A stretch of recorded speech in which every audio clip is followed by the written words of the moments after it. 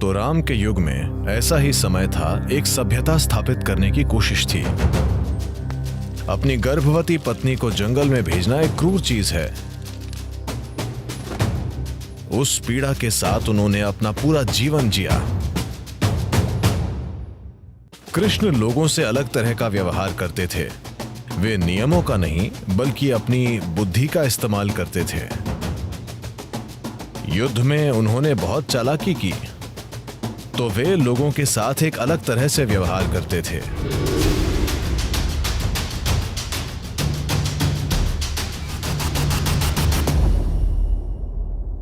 नमस्कारम सद्गुरु। भगवान राम और भगवान कृष्ण दो बहुत अलग तरह के लीडर थे। मेरी समझ में राम नियमों का पालन करते हैं, पर अगर अंतिम लक्ष्य सही है तो कृष्ण साधनों की चिंता नहीं करते। सद्गुरु, एक आधुनिक सीईओ को किसके सिद्धांत अपनाने चाहिए, राम के या कृष्ण के? ठीक है, मैं इस सवाल का आधार समझ गया। क्या मुझे नियम कायदों से चलना चाहिए या अपने अंतःकरण या चेतना के अनुसार चलना चाहिए? तो ये निर्भर करता है कि आप कैसी परिस्थिति में हैं और आपको कैसी भूमिकाएं निभानी हैं।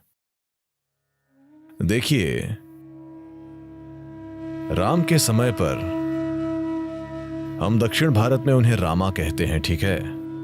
आप उनका नाम काट देते हैं राम। तमिलनाडु में वे रामन हैं, ठीक है? तो राम की बात करें तो वे नियमों के अनुसार चलते हैं, क्योंकि आपको समझना चाहिए कि तब समाज में ये बात हमेशा होती थी कि व्यवस्था कैसे स्थापित की जाए। तो राम वैसे युग में थे जब इस उपमहाद्वीप में कोई तय कानून नहीं था। तो ये उनके जीवन का एक महत्वपूर्ण पहलू था कि वे यहां व्यवस्था और सभ्यता लाना चाहते थे। तो उन्होंने हमेशा एक ही चीज की बात की, भले ही उन्हें पता हो कि वो जो कर रहे हैं वो क्रूर है। उदाहरण के लिए, अपनी पत्नी को फिर से दूसरी बार तब जंगल भेजना जब वे गर्भवती थीं। उन्हें पता था कि ये गलत है। एक पति के रूप में उन्हें पता था कि ये गलत है, एक व्यक्ति के रूप में ये गलत है। पर वे इसे इसलिए कर रहे हैं कि अगर मैं कानून स्थापित नहीं करूंगा तो कौन करेगा? अगर राजा कानून स्थापित नहीं करेगा तो बाकी लोग निजी पसंद और नापसंद के अनुसार अपनी ही चीजें करना शुरू कर देंगे। तो एक स्तर पर यह बेहद सराहनीय बात है कि एक आदर्श प्रशासक बनने के लिए या एक आदर्श राजा के रूप में देखे जाने के लिए गंभीर व्यक्तिगत बलिदान देने को तैयार हैं, क्योंकि आप ऐसे व्यक्ति बनना चाहते हैं जिससे सभी प्रेरित हों, क्योंकि आप एक सभ्यता स्थापित करने की कोशिश कर रहे हैं। तब सब कुछ सभ्य नहीं था, वे कानून स्थापित करने की कोशिश कर रहे हैं। ये वाइल्ड वेस्ट की तरह है, बिल्कुल वैसा नहीं है, पर कानून अस्पष्ट हैं। तो वे इसे बहुत स्पष्ट बनाना चाहते हैं कि जीवन को चलाने का ये तरीका है। By the time Krishna came, जब कृष्ण का युग आया तब सभ्यता स्थापित हो चुकी थी, अच्छे से स्थापित राज्य मौजूद थे, clear-cut rules of life, business, जीवन, व्यापार और युद्ध कला के स्पष्ट नियम मौजूद थे। पर कुछ मुट्ठी भर लोग कानून को अपने हाथों में ले रहे थे, उसे अपनी इच्छानुसार तोड़ मरोड़ रहे थे और मनचाहा कर रहे थे। क्योंकि देखिए, जब कानून मौजूद नहीं होता तो आपको उसके साथ एक तरह से बर्ताव करना होता है। जब कानून मौजूद होता है और हर कोई जानता है कि कानून क्या है, पर वे चालाकियां सीख लेते हैं, तब इसे अपराध माना जाना जरूरी है।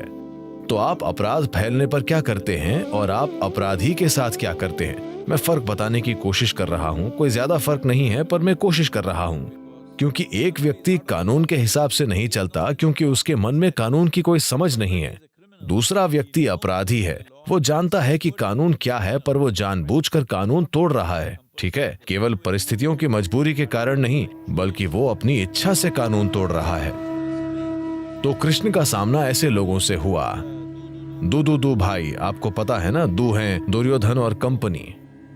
ये वे लोग हैं जिन्हें अच्छे से पता है कि कानून क्या है, पर वे जानबूझकर कानून तोड़ रहे हैं। तो बिल्कुल अलग तरह से उनसे व्यवहार करते थे, नियमों से नहीं बल्कि अपनी बुद्धि से, कई बार चालाकी से भी। युद्ध में उन्होंने बहुत चालाकी की क्योंकि वे जानते हैं कि अगर नियमों से लड़कर उन्हें जीतने दिया जाएगा तो वे लोगों को एक न्यायपूर्ण शासन नहीं देने वाले। वे वही करेंगे जो वो चाहते हैं, ठीक है, चाहे जो हो, वे वही करेंगे जो वो चाहते हैं। वे लोगों के साथ इंसाफ नहीं करेंगे,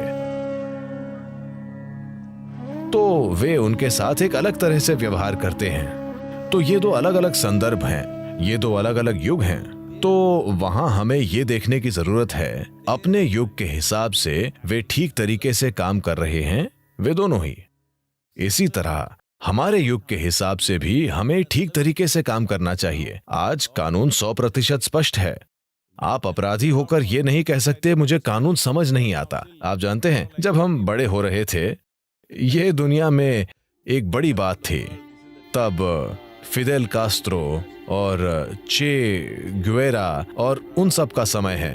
हम सब क्रांति सोचते थे। भारत में चारू मजुमदार, कनु सान्याल और वे लोग दक्षिण में सोमालू, हम उनसे सुपर प्रेरित थे और हम हथियार उठाकर संघर्ष करना चाहते थे। खैर, मुझे होश में आने में थोड़ा समय लगा। मैं लगभग उनसे जुड़ने वाला था, ठीक है। मेरे कुछ दोस्त जुड़ गए, मैं कुछ हद तक गया, पर मैंने पाया कि वो संगठन भी उतना ही भ्रष्ट था जितनी की सरकार, तो मैं पीछे हट गया। मैं आपको ये इसीलिए बता रहा हूं, वो ऐसा समय था जब 60-70 के दशक की बात है। हम तब भी यही सोच रहे थे कि ये देश पूरी तरह नहीं बना है, पर अब इस देश का निर्माण पूरी तरह हो चुका है। All our business should be is to establish the constitution in everybody's minds and hearts. It's very important. हमारा पूरा ध्यान इस बात पर होना चाहिए कि सभी के मनों और दिलों में संविधान स्थापित हो। ये बहुत महत्वपूर्ण है क्योंकि सभी की खुशहाली वही है। अगर मैं अपना संविधान लिखूं और आप अपना संविधान लिखें तो यहाँ कोई भी अच्छे से नहीं जी पाएगा। अगर हम इस देश का सबसे बड़ा हित चाहते हैं और लोगों की सबसे बड़ी संख्या की खुशहाली चाहते हैं तो हमें एक कानून से चलना होगा। ये बहुत महत्वपूर्ण है। जैसे राम चले वैसे भी नहीं, क्योंकि राम अपने वचन से चले। कई बार न्यायपूर्ण नहीं भी रहे, बस वचन के अनुसार चले। वे कुछ लोगों के लिए बहुत कठोर रहे क्योंकि वे एक कानून स्थापित करने की कोशिश कर रहे थे, पर अब वो काम अच्छे से हो गया है। अब हम न्याय को अधिक मानवतावादी तरीके से देख सकते हैं। हम कानून की किताब से मार्गदर्शन पा सकते हैं। आज हम कई तरीकों से यही कर रहे हैं। कुछ लोग दुर्भाग्य से इसमें शामिल नहीं हुए हैं, पर उनके अलावा देश की बड़ी आबादी दिशा निर्देश के लिए कानून की किताब ही देखती है और चाहती है कि मानवतावादी रीति से कानून लागू हो। यही कानून की पुस्तक का मकसद है। कानून की किताब लोगों का सिर काटने की मशीन नहीं है, ठीक है, पर एक स्तर पर ऐसा भी होता है। जब वाइल्ड वेस्ट में उन्होंने कानून स्थापित करने की कोशिश की, उन्होंने ये काम ऐसे किया, उन जजों को हैंगिंग जज कहा जाता था। इसका ये मतलब नहीं है कि वे लटके हुए थे, वे हर चीज के लिए फांसी दे देते थे। बस यूं ही छोटे कस्बों में रोज फांसियां दी जाती थीं। कुछ 100 लोगों के कस्बों में रोज फांसी होती थी, ठीक है। हर दिन कम से कम एक व्यक्ति को लटकाया जाता था, तो फांसी फांसी फांसी। इस तरह से उन्होंने अपना कानून बना दिया। दुर्भाग्यपूर्ण, किसी देश या सभ्यता के साथ तब ऐसा होता है जब लोग बहुत कम समय में राष्ट्रीय पहचान या उस सभ्यता की पहचान बनाने की कोशिश करते हैं।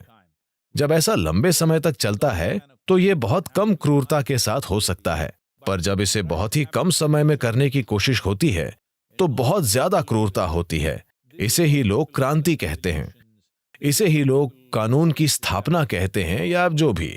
पर जब हम इसे कम समय में करने की कोशिश करते हैं, आप दुनिया में जहां भी देखें, चाहे वो अमेरिका हो या चाइना या रशिया हो, जहां भी उन्होंने कम समय में एक नई सभ्यता का निर्माण करने की कोशिश की, वहां ऐसा जबरदस्त क्रूरता के साथ ही हुआ। तो राम के युग में ऐसा ही समय था, एक सभ्यता स्थापित करने की कोशिश थी, पर वैसी जल्दबाजी में नहीं जैसी आधुनिक समय में दिखाई गई। उन्होंने समय लिया, इसलिए वहां उस स्तर की क्रूरता नहीं थी, पर क्रूरता थी। अपनी गर्भवती पत्नी को जंगल में भेजना एक क्रूर चीज है, खुद के लिए बहुत क्रूर। ये सिर्फ उनकी पत्नी और बच्चों के लिए ही क्रूर नहीं है, ये उनके लिए बहुत ज्यादा क्रूर है। उस पीड़ा के साथ उन्होंने अपना पूरा जीवन जिया। वे ऐसे व्यक्ति नहीं थे जो अपनी पत्नी को भेजकर खुद खुश रहते। उन्होंने अपने जीवन का हर पल उस दर्द के साथ जिया, पर उन्होंने फिर भी ये किया क्योंकि उनके लिए एक कानून स्थापित करना बहुत महत्वपूर्ण था। पर कृष्ण का युग अलग था, हमारा युग पूरी तरह से अलग है। तो आज हमें अपने मौजूदा समय के हिसाब से चलना चाहिए।